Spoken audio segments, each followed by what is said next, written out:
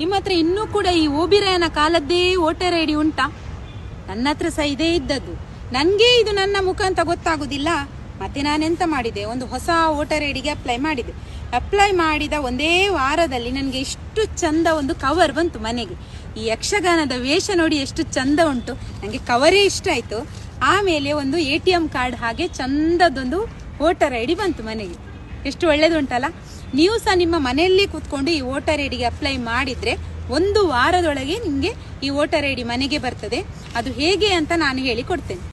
Play Store ಅಥವಾ app ಸ್ಟೋರಿಗೆ ಹೋಗಿ voter helpline app download ಮಾಡಿ, new voter registration button click ಮಾಡಿ, ನಿಮ್ಮ ಮೊಬೈಲ್ ನಂಬರ್ ಎಂಟರ್ ಮಾಡಿ, ನಿಮಗೆ ಒಂದು OTP ಬರ್ತದೆ, ಅದನ್ನು ಅದರಲ್ಲಿ ಎಂಟರ್ ಮಾಡಿ.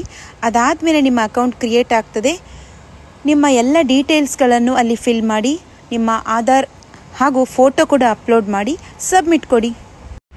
ಇಷ್ಟೆಲ್ಲ ಮಾಡಿದ ಮೇಲೆ ನಿಮಗೆ ಈ ರೀತಿ ಫಳ ಹೊಳೆಯುವ ಒಂದು ಚಂದದ ವೋಟರ್ ಐ ಡಿ ನಿಮ್ಮ ಮನೆಗೆ ನಿಮಗೆ ಗೊತ್ತಿದ್ದವರಿಗೆ ಎಲ್ಲರಿಗೂ ಕೂಡ ಈ ಮಾಹಿತಿಯನ್ನು ಸಾಧ್ಯವಾದಷ್ಟು ಶೇರ್ ಮಾಡಿ. ಧನ್ಯವಾದ.